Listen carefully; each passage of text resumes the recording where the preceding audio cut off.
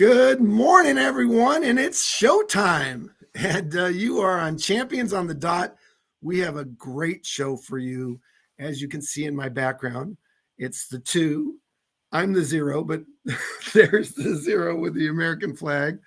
24, love that number, 24. Presidential, I'll move out of here, election. And we have a special guest that's going to be joining us in a few minutes.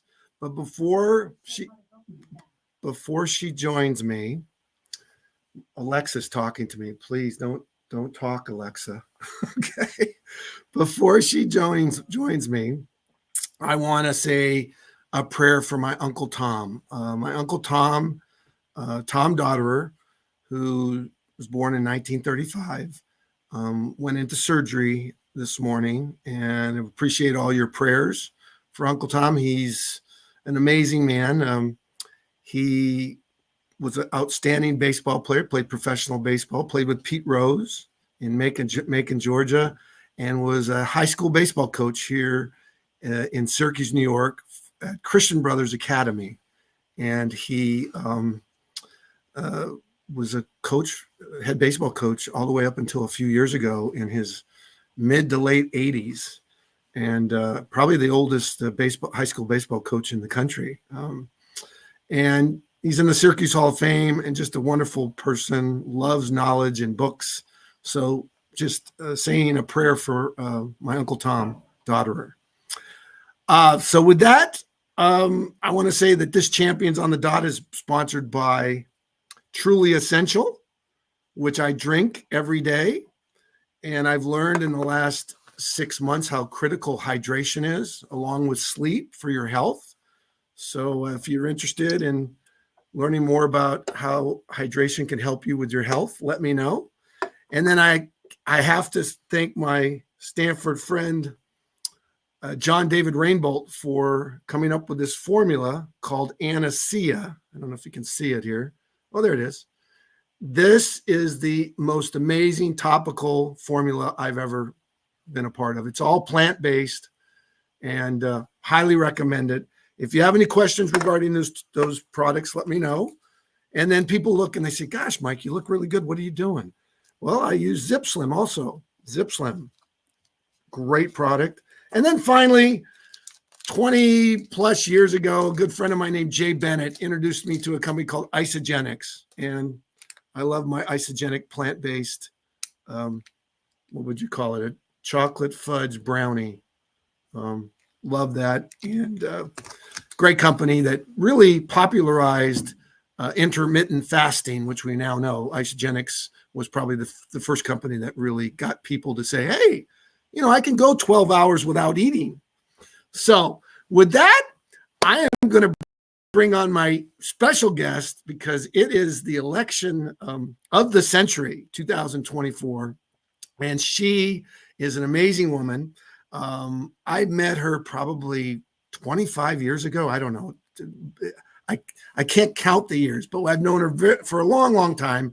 She comes from an amazing family in Southern California. We hit it off because she is very good friends with Don Drysdale, who was the great pitcher for the Dodgers, who my dad played against, Kelly Drysdale. So we talked baseball, and she was also one of the athletes that was one of the first women to do the skiing bumps and jumps, which is now an Olympic sport. She led that along with some other women, and she'll talk about that. So without further ado, I'd like to bring her on. She's just amazing, and she's going to talk about the election. And I have some great questions that I asked ChatGPT. I said, hey, ChatGPT, I need some questions that are balanced, unlike some of the networks out there, some balanced questions. So with that, Jill Watson, welcome to Champions on the Dot. You are a true champion. Thanks for coming on this morning. Thanks for having me, Michael. So what's going on in Utah? Tell the audience a little bit about your background. You grew up in Southern California.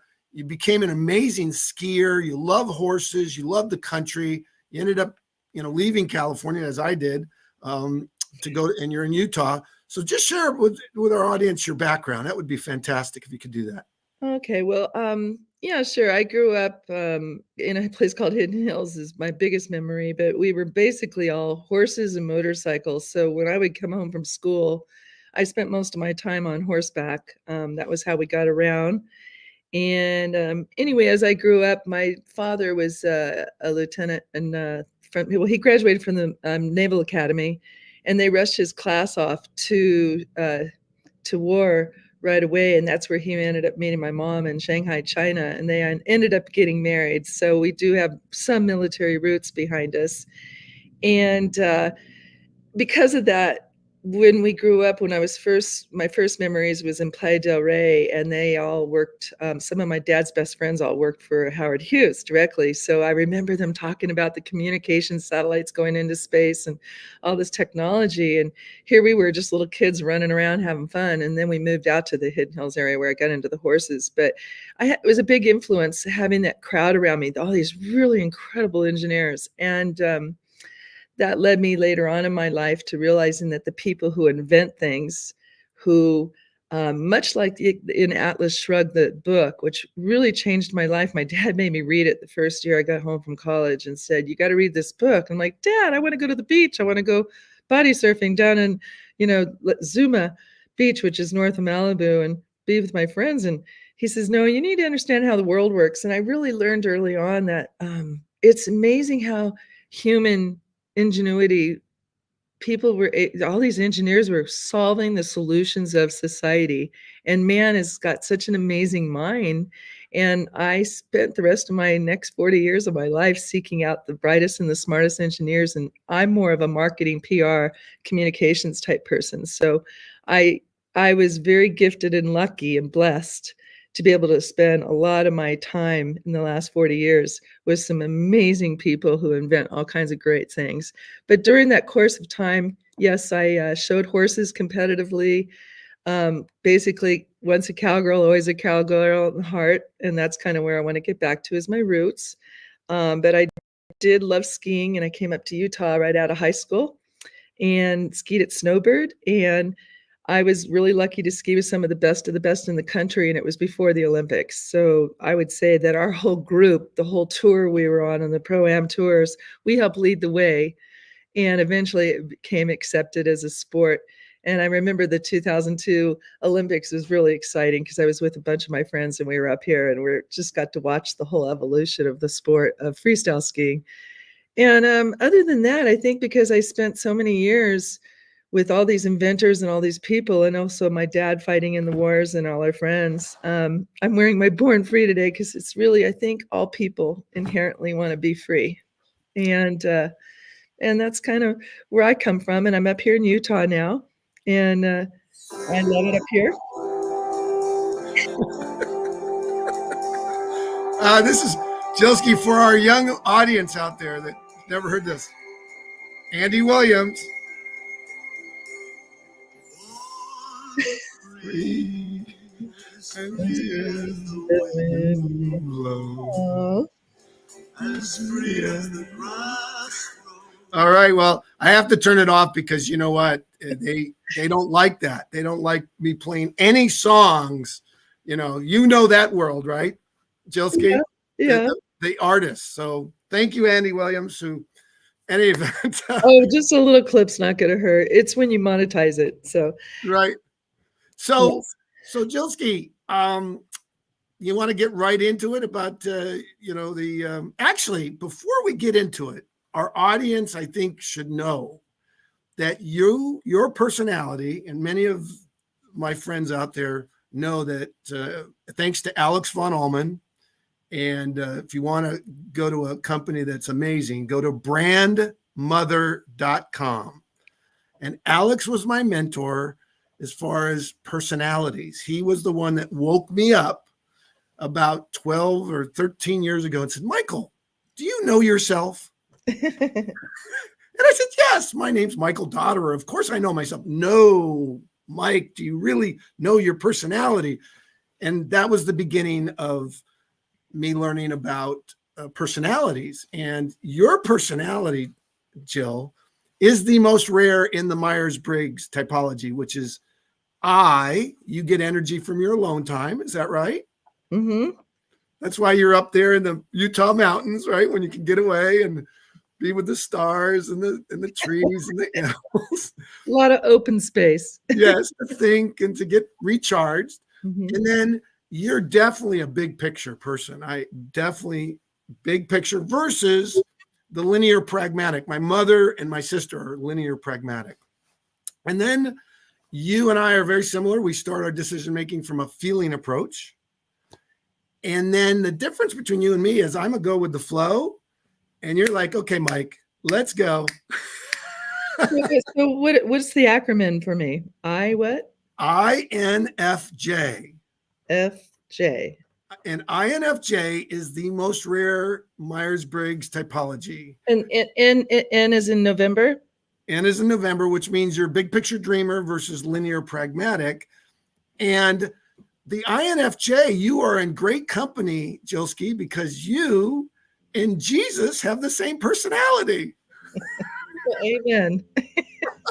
So there you go. So I'm going to let you take it away, but I've got some great questions for you regarding the upcoming election. But, you know, this is about you. So you can talk about whatever you want to talk about. One thing I wanted to add, I realized when I was talking about being around all those inventors, it wasn't that I just would seek them out, but I ended up working way before holographics and holograms were popular. I was working with a guy that invented the first hologram visible in white light. And so for a long time there, almost a 20-year span, I was working in a holographic film company. And so I learned a lot about lasers and spectrums and light. And maybe later on when we get into some health stuff, I'll talk to you what I know I've learned about light and technology. But it's been a fun journey, and let me tell you that it's been a very fun journey. So I got into the packaging industry and I worked with a lot of Fortune 500 companies, so it was fun.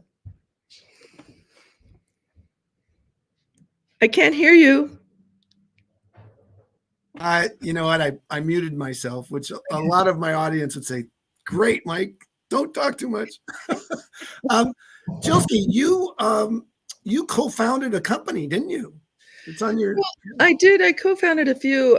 I've always kind of said, you know, once an entrepreneur, always an entrepreneur. I think when you find the little kids when they're younger and they like to be the one that sets up the lemonade stand, there's always one that's the one that instigating it, and then they kind of recruit all their friends around them to help them get it made and help them do everything. And I think if you have an entrepreneurial spirit, um, yeah, so I got involved with a payment company it was right about the time PayPal was taking off, but we weren't able to we found out real quick in order to run on the back end of the banking rails, you have to be part of the SWIFT system, and then you would either have to partner with a bank or a credit union, and it was going to cost almost $7 million. That's back in the 90s.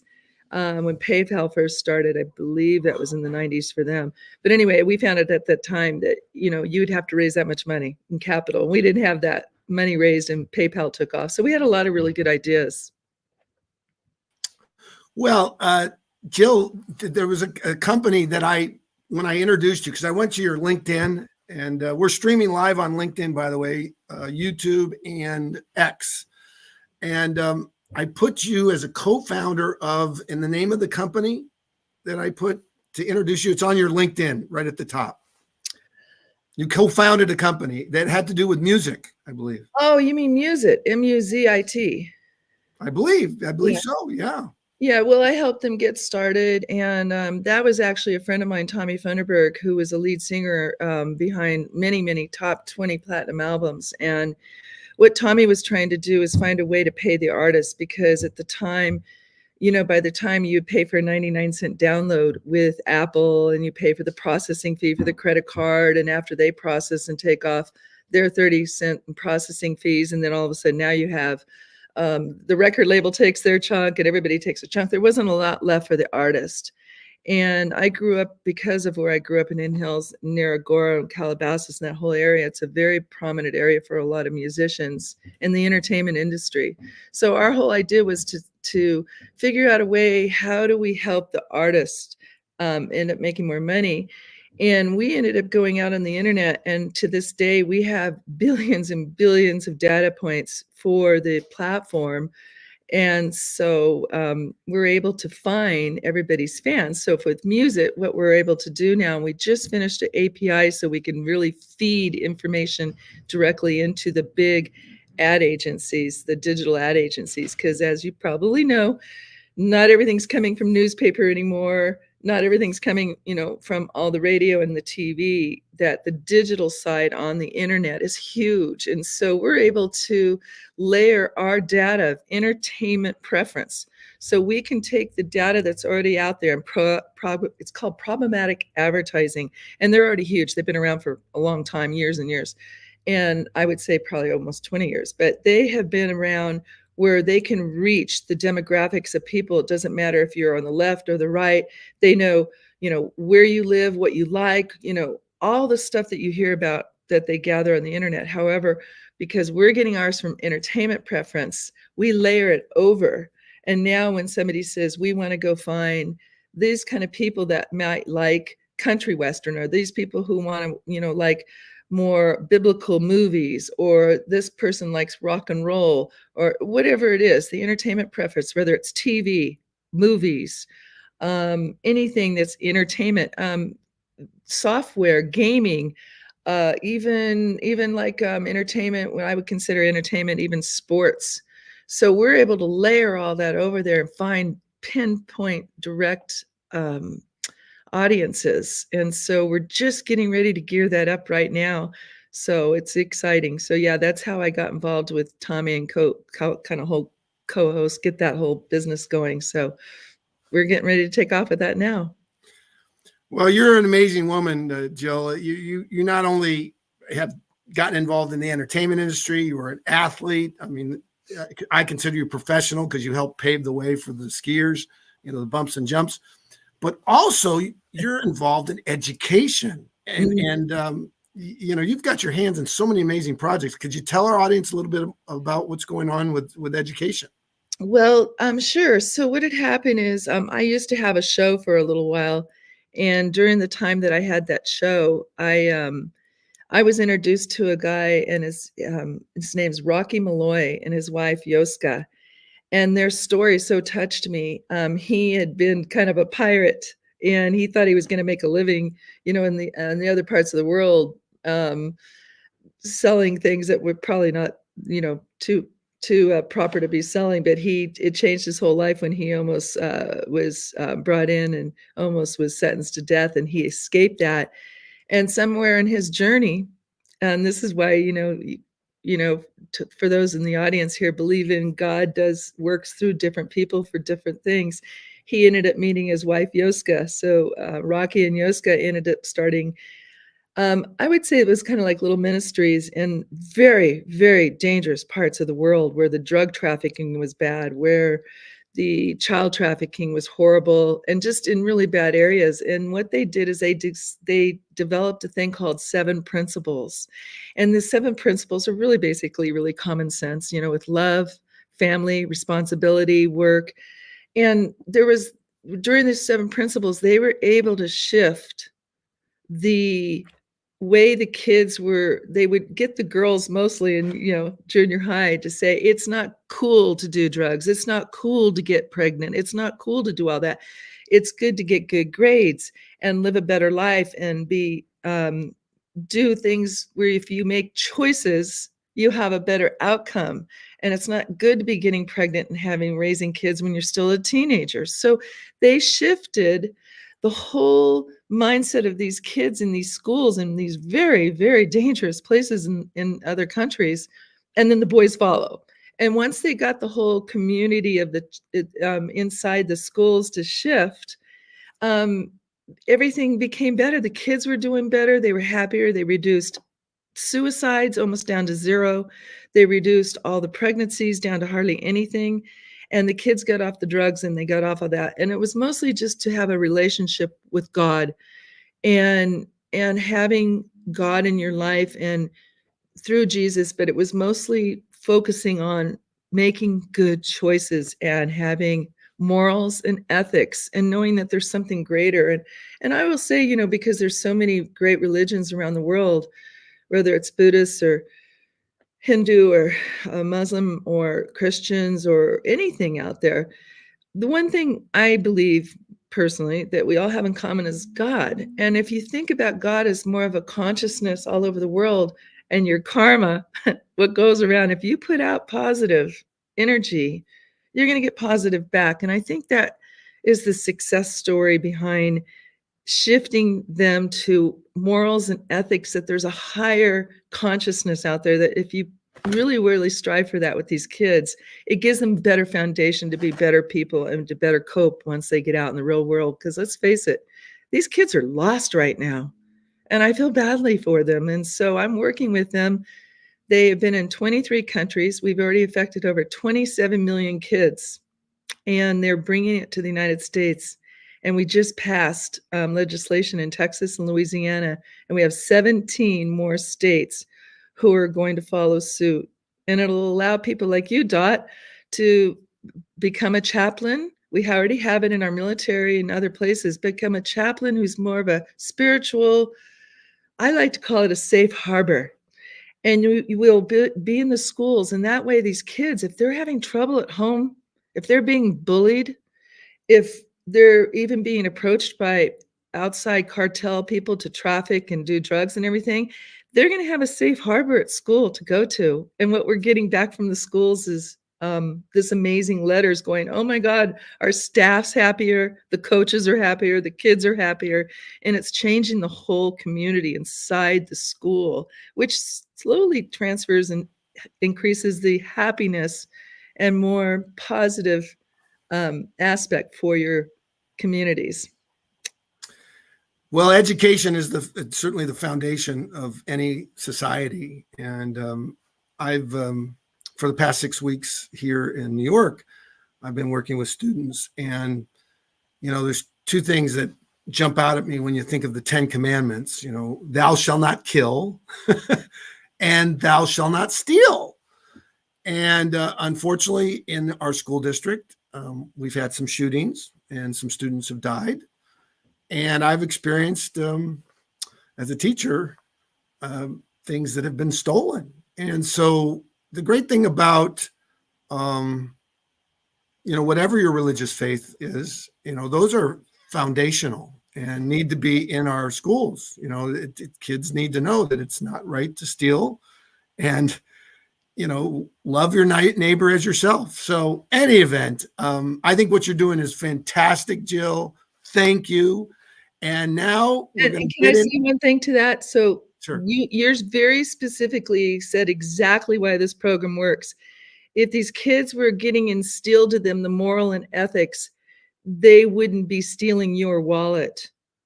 And they wouldn't be shooting in school. They could go to their chaplain in their school, whatever it is that's troubling them, whatever is going on, and they can pray with them and they can learn to go, that's not the right thing to do. That is not a good choice. And to your point, that is part of the education in the curriculum, but it also helps them to also study better too for the education they need to get on sciences and math and really learning.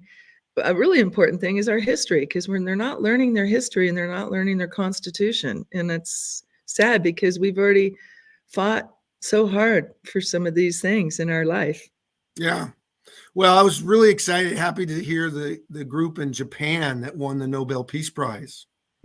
Really amazing group of survivors from Hiroshima and Nagasaki. They were awarded this past week. So, as you said, history. Those who do not learn from history are doomed to repeat it, right, Jill?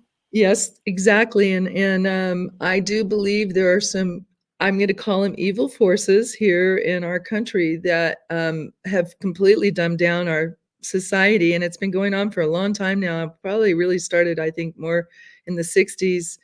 And they've really dumbed down our kids in our school. And you can talk to kids right now, they don't even know the Constitution. And I encourage everybody here, I don't care what side of the aisle you are on, that little pocket Constitution, it's not thousands and thousands of pages, it's little pocket Constitution, and start teaching them, because that was built on people who just wanted to be free and wanted to be free from the kings and the rulers and the control. Because once you give these people power, and once we yield to them, and there's only a few of them and lots of us, it's really hard to get your power back.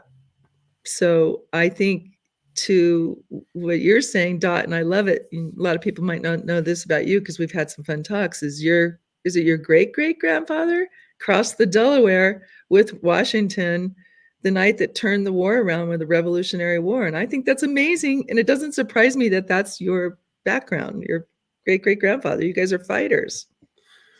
Yeah, his name was Captain Michael Dodderer. I don't know if he was my great great grandfather. I just know his name was Captain Michael Dodderer. And if you ask ChatGPT how many Michael Dodderers there aren't too many of them. But yeah, he was a captain in the Revolutionary War, and he crossed the So Delaware. he would have been related to you on your father's side. Yeah, the Dodderer side. Yeah, the German. That's the German side. The German, and then I have the Irish side, and I have the Ukrainian side, which we might talk a little bit about what's going on in Ukraine. But let's get right, Jill. Let's get right into the first question, and this has to do with voter priorities. What do you think, Jill, is the most important issue on the minds of voters in this upcoming election? And how do you think each party is addressing them? Like, what do you think is the most important issue for people in our country? That we have fair and free elections. Okay, I'm going to just say, what about the economy? Oh, okay. As far as issues go, oh yeah, absolutely. I mean, at least from the standpoint from what I'm looking at, I think there's enough people now. And again, it has to come from a perspective that I'm looking at. So the economy, um, if we don't have free enterprise systems and you have the government trying to control every aspect um, of the businesses, and even a really bad bill that's coming up right now that we're trying to fight. It's called the Corporate Transparency Act, and a lot of people don't even know about it, and I think they're kind of sliding it in. But the economy is booming when Americans are making, and we can have more control over all of our base things. Right now, we have farmed way too much out to China and other countries, and it's great that we have open trade. I'm all for fair trade on an open playing field, a fair playing field. But when you farm out our huge industries, which are the fundamentals, which would be energy, because energy makes the world go around. Without the energy, we don't have electricity, we don't have fuel, we can't have transportation, we can't have all these things that affect getting goods and services. Just like yesterday, I was with my friends, and hey, if you're going to eat meat or eat chickens and stuff, we had to process all the chickens that we're storing for the winter.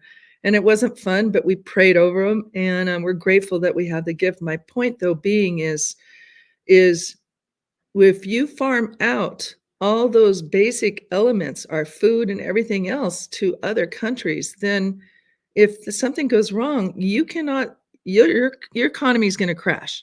And right now, we need, in my opinion, we have to be self-reliant in our energy first and foremost, so that we can make sure that the trucks get over to farms. And if, Michael, let's say you were a farmer or a rancher and you were producing all kinds of food, well, obviously you're producing like that when other people aren't. Other people are going to be doing other things and making hats or making boots or making clothing, whatever everybody does, what everybody likes to do. I think you should always do what you're passionate about doing.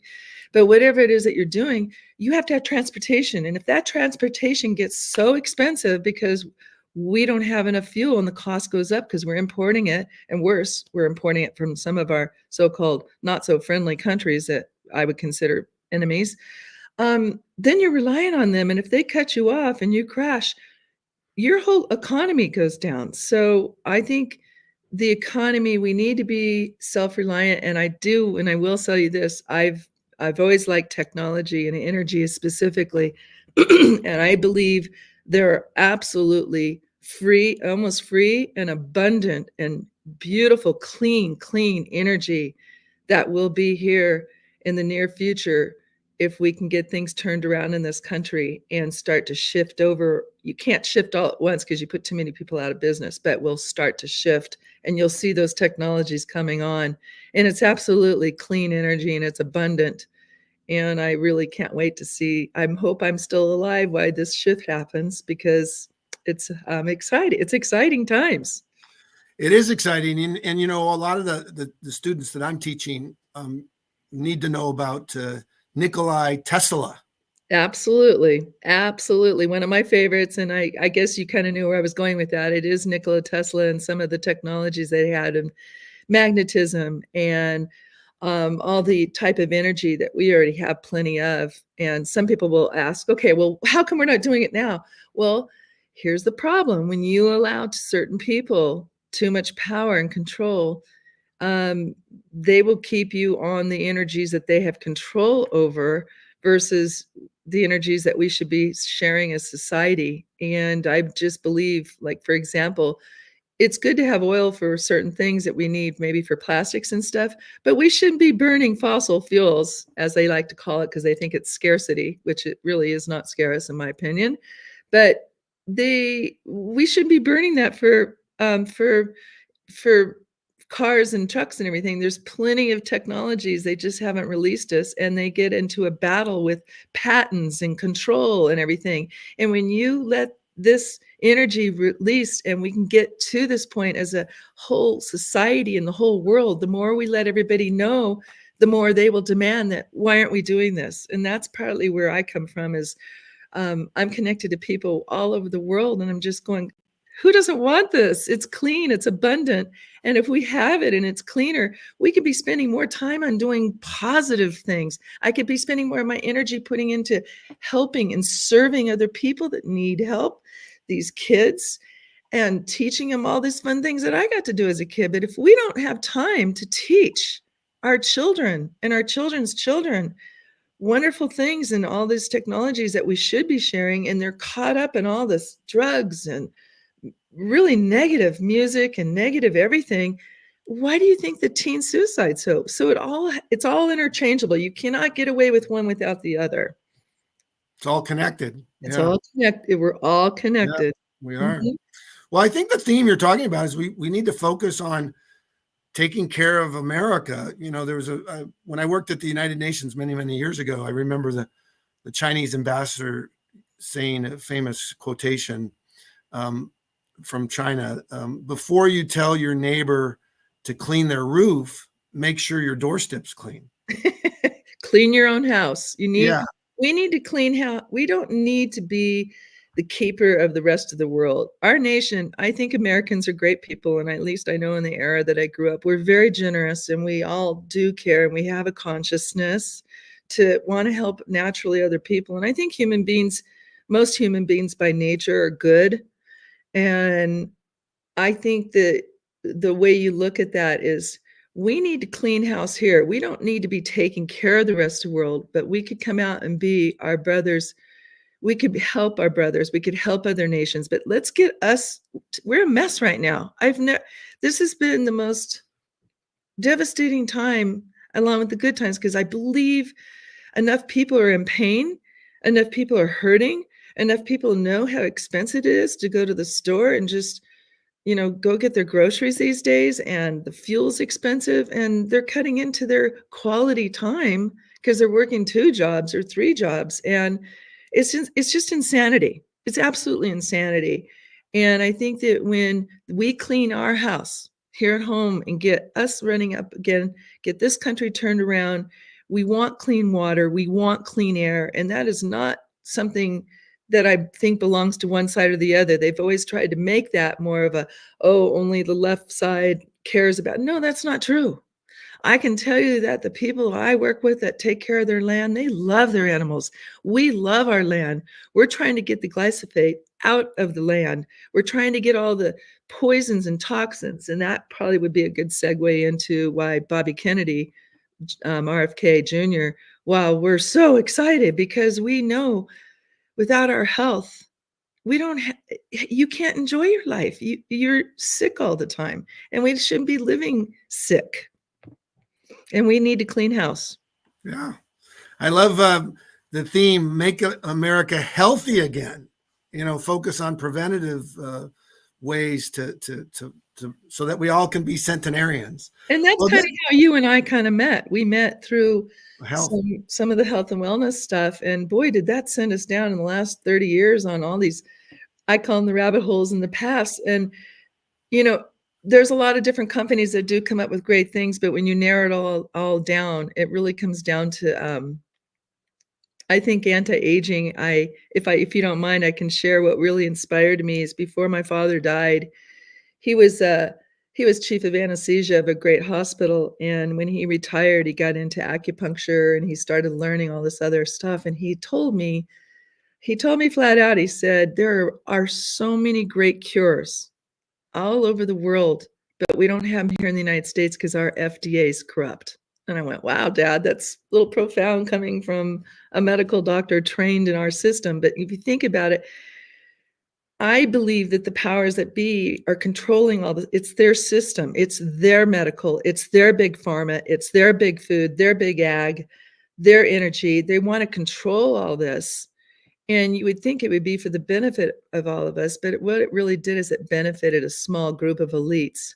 And I don't believe they have, and I don't mind saying this live, I do not believe they have our best interests at heart. I think they're all about themselves, all about their power, and I think they're very greedy. And I'm one of those people. I'm born free, and I'm not going to put up with it. So herein lies the fight in the time that I find myself in, and yet I start reaching out, and we're talking to these people all over the world now. And everybody wants basically the same thing. They want to have a good life. They want to wake up. They want to feel good. They want to be healthy. They want their kids healthy.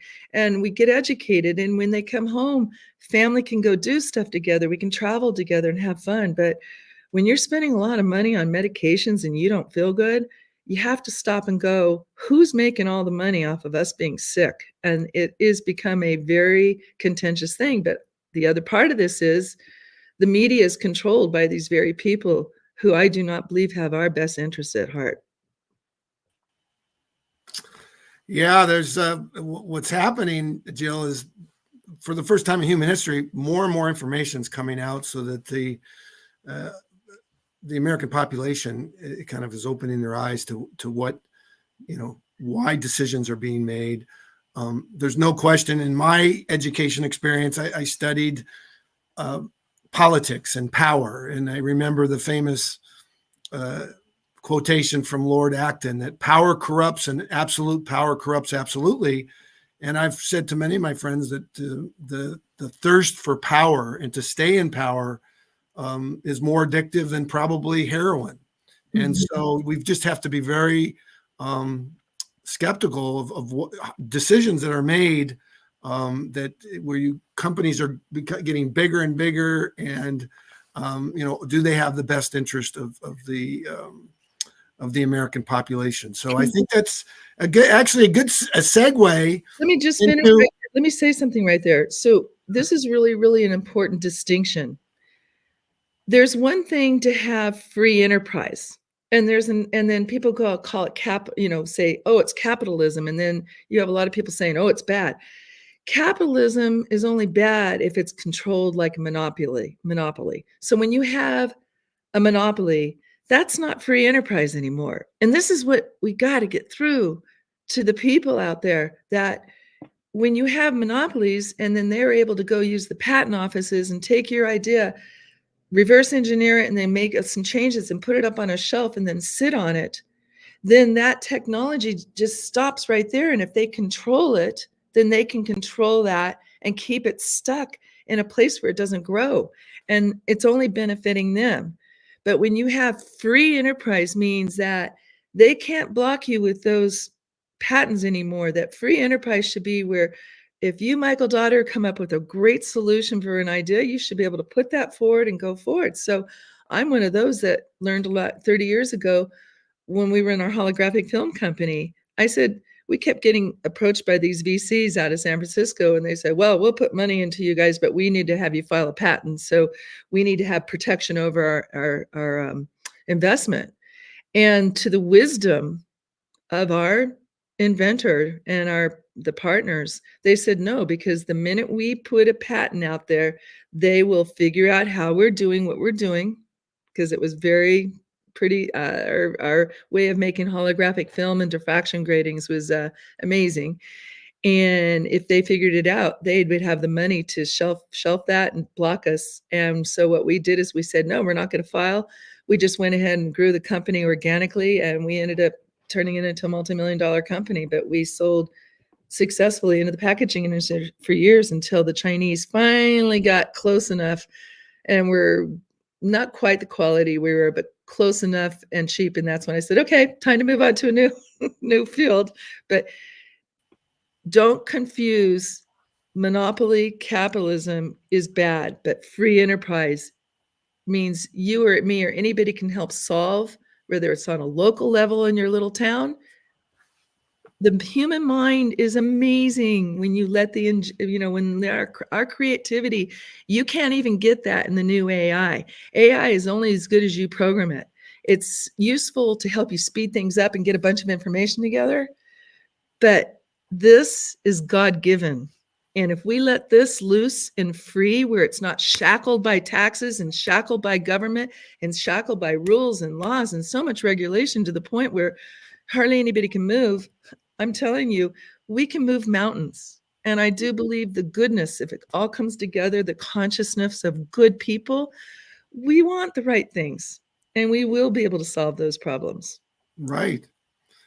Well, Jill, I want to segue into something that, probably there are people in our audience or people listening or are going to listen live or to the recording.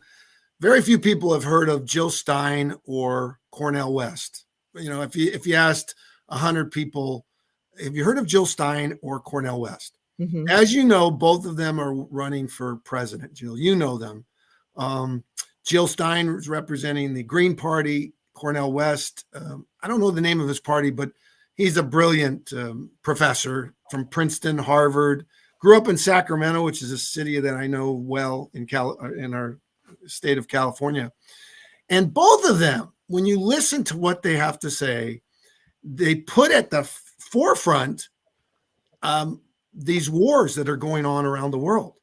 Because, and for me, if we go into World War III, which some people would say we're already there, I don't want to say we're there because we haven't had Hiroshima, Nagasaki 2.0, but we really need leaders that say, in my opinion, stop the insanity. And I've got to credit Jill Stein and Cornel West because they say this, because I listen to what they have to say and I listen to the other candidates. So let's talk about foreign policy. How do you compare the foreign policy strategies of the candidates, and what are your thoughts about what's going on in the world? Well, to be honest with you, and I know you've mentioned it before, and I just been so busy and I haven't really had time to go watch too much or listen too much on Jill or Cornel, but I will say this. I am absolutely, there is no reason why we need to go into World War III. The precursors are there. And we're at a very dangerous spot right now. And I'm going to take this back to, once again, I think it's these elites that are part of the families that have been in power for thousands of years that turned into the entire banking system and the control of the banking. And then their whole thing was to control the press. So if you look at where we're at right now, and I don't want to go into great detail here, but anybody can go look it up. There were certain families and certain elites that were funding both sides of Hitler's war. And if you go back and look at all these wars, this group makes money on both sides, and these are the bankers. And I believe that this has been part of our problem. And I think that anybody who's pushing these wars is wrong. And because they're pushing it because they can make money. They're pushing it because our banking system, obviously, and our economy is about to collapse. And we are going to have to, unfortunately, go through a collapse here in this United States because you cannot sustain the current Federal Reserve system. It's a debt-ridden system. And a debt-ridden system, after a certain amount of time, I like to call it a Ponzi scheme. After a certain time, they know after about 45 years, it starts to collapse. And what does this elite group do? They create controversy somewhere around the world. So we have to have another war. And what happens when you get into a war? The fog of war. Once you're in the fog of war, you all of a sudden forgot why the system was collapsing, why we had hyperinflation, why we had all these problems, because they can go, oh, look, after the war, they're making money on both sides. They can come in and say, we're going to come save you. We're going to come pick up the pieces. And they just reset the same debt system again. And in 45, 50 years later, we have to be in another war. Well, I say, let's get our group together, our group of people together, consciousness wise. When I say group, I'm talking millions and millions and millions as us worldwide, and especially in this country, say, no, we're done. We're done with your system. We're done with this thing. And you have to reset. And in fact, Michael, there was a great quote. I was going to ask you if I could read part of it from, and this is where I think we're at. This is my personal opinion. I think where we're at in this country.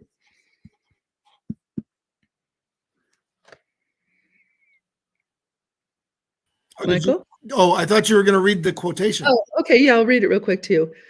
When the course of human events, it becomes necessary for one people to dissolve the political bands which have connected them with another, and to assume among the powers of the earth the separate and equal station to which the laws of nature and of nature's God entitled them, a decent respect to the opinions of mankind requires that they should declare the causes which impel them to the separation.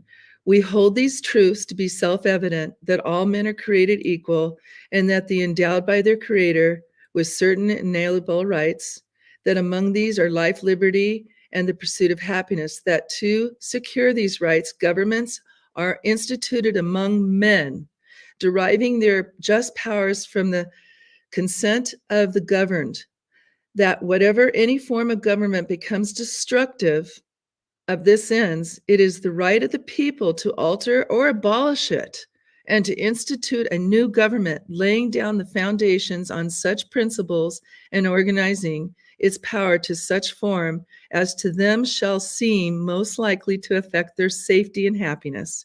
It is their right, it is their duty to throw off such government and to provide new guards of their influence. And that was from Thomas Jefferson.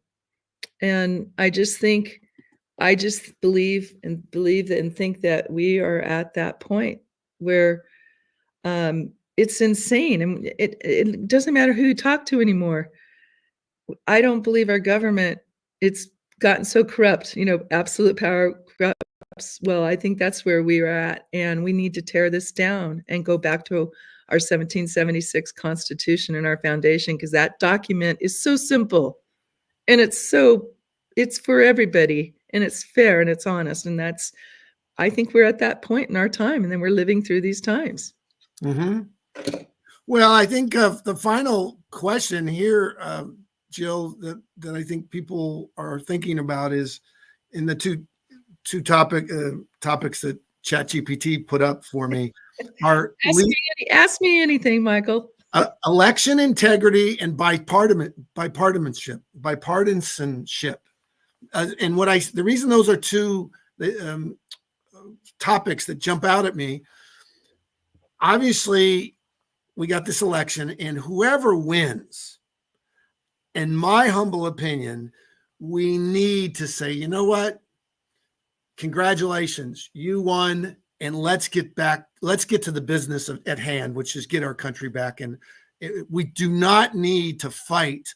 We do not need to have a 2020 again. So, Jill, what can you talk about? And you get the last word, by the way, because I'm gonna turn off my mic, and I'm just gonna leave you to talk about election integrity and bipartisanship.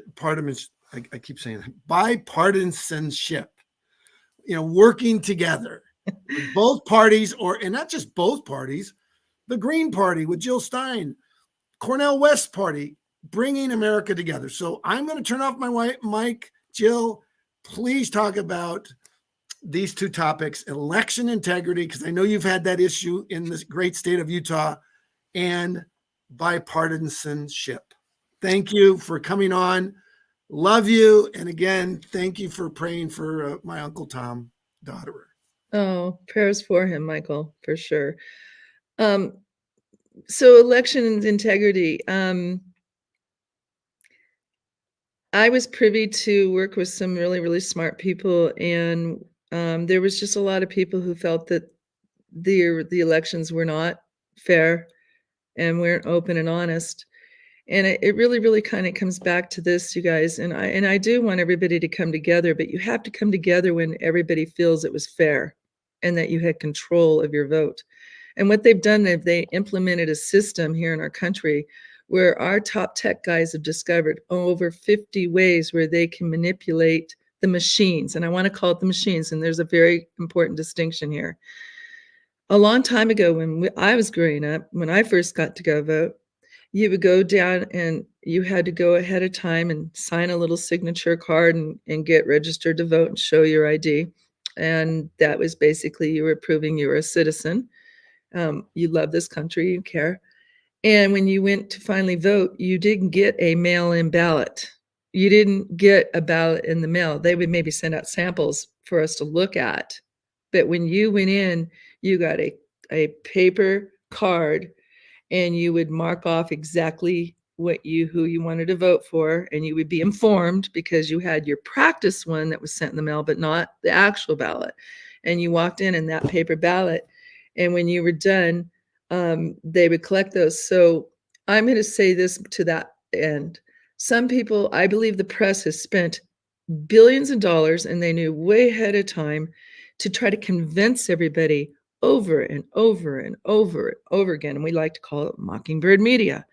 You could take every single, it doesn't matter which media, including Fox, NBC, ABC, NSNBC, all of them would keep saying, "Oh, there's not a lot of election interference. This was the fairest and best election." We're like, "No, these aren't the people we voted for in our town.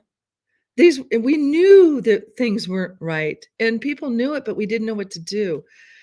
Um, what I'm going to say about that is when this country, just like France, was able to vote in one day, 27 million people, you don't think that the United States can do the same thing? All this advanced stuff is all part of a system so they know what's coming in and they sell it to you on convenient. Well, who governs me is not convenient. Who governs me matters. I want to I want to be proud of who we put up there. I want to feel good about it, even if I don't really like the person, as long as they are doing and implementing the things that we as a community want locally here, or clean water, or clean food, and let us live in a way where we can all work together.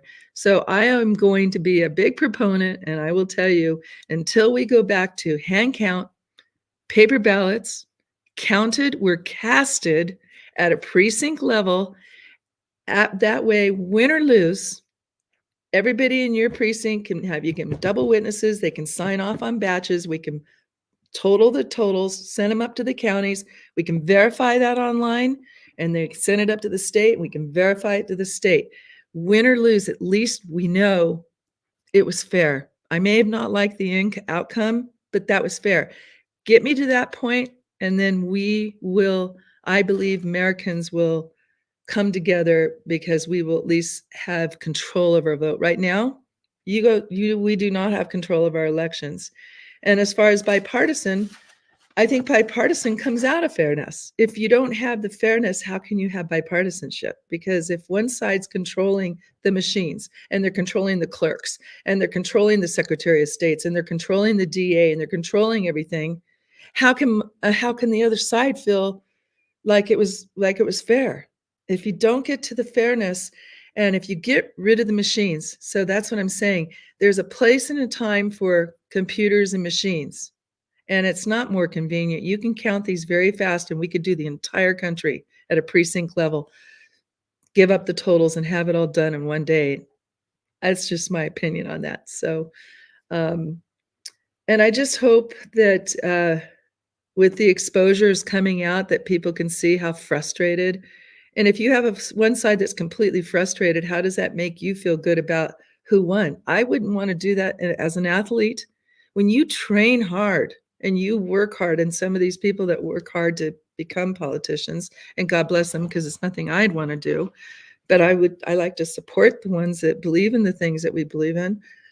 When you work hard as an athlete And Michael, and I hope you do pipe back in here. When you go out on that field in the NFL and you worked really hard and you trained really hard, you want it to be a fair game, win or lose. You did your best.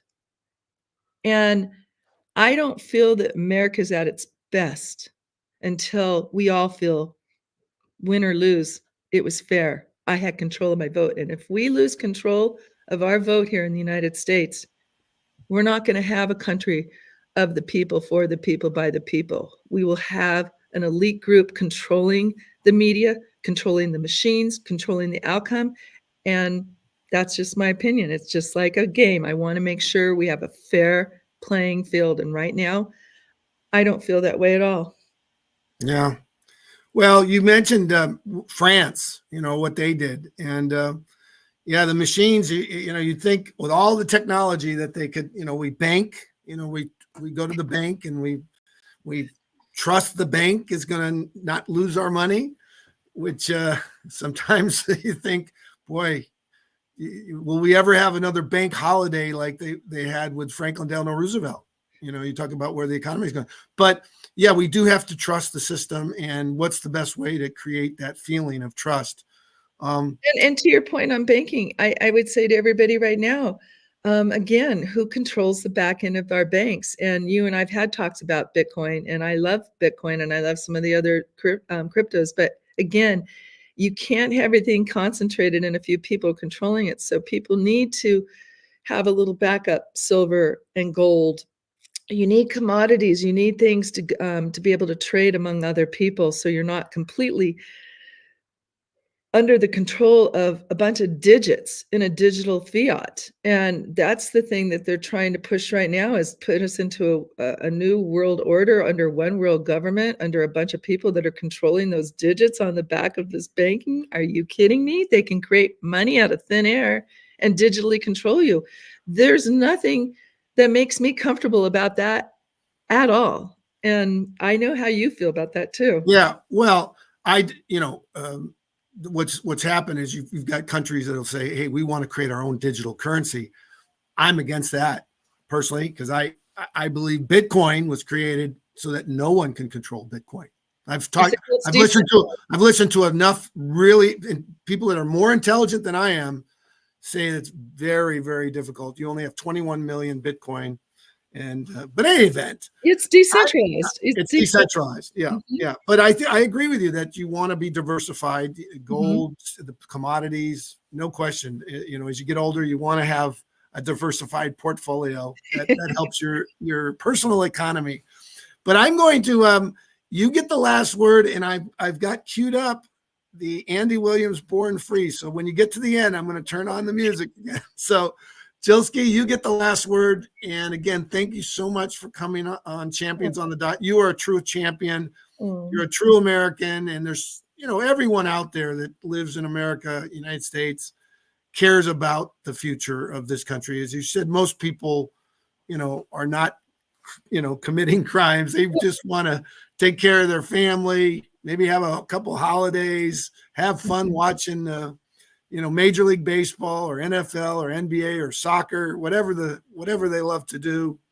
Well, stay there for a second with me, Mike. Stay right here with me for a second. I'm going to give you a great example of the kindness of the humans in the American spirit. We just had these hurricanes, and when Helene came through, I'm getting reports back from all kinds of friends of people showing up, coming in from other states with truckloads of goods and services. We were helping people that were flying their own private planes into one hangar and taking stuff out there. And here's again an example. The FEMA was blocking a lot of them, and a lot of them got in real struggles with FEMA and had to go around them and fly in their own drones and bring in all their stuff. And again, right now we should be all digging. Why is FEMA blocking good citizens trying to help the citizens? Why? And I think if you guys go and start learning why they were doing that, I think you'll start to see that some of these people comes back to the same group of elites. They have their own agenda that benefits them and not us. And I just have so much hope and love and faith that the goodness of people in general will come together, and we got to get this right. So I'm a big fan of also my one of my dreams, if we get past this mess and I'm allowed to go do what I need to do without being shackled by this government and IRS and everything else, I want to start these entrepreneur camps for kids and also teach them in the mornings how to get up and go get the stuff from the barn, get the eggs, get the food, teach them how to appreciate doing all that and using our horses as therapy for them to know how to show up, and then learning how to build their own little dreams, and we'll teach them how to do everything. And they don't teach this stuff in schools, so it's something on and above the current curriculum that I'm hoping to have a special camp for kids. And we will teach them how to write their assumptions, put them into spreadsheets, turn them into PowerPoint so they eventually can get in front of investors who would invest in their dreams, because they're already having amazing ideas when they're in high school. By the time they're in high school, these kids are amazing, and we're not nurturing that. So I guess with that said, that's kind of how I wanted to leave this, that I'm one of those people that let us loose, let our entrepreneur spirit loose so we can go do this without all these regulations and licensing and all this stuff that you can't afford, and quite honestly, it stifles us. So we need to simplify.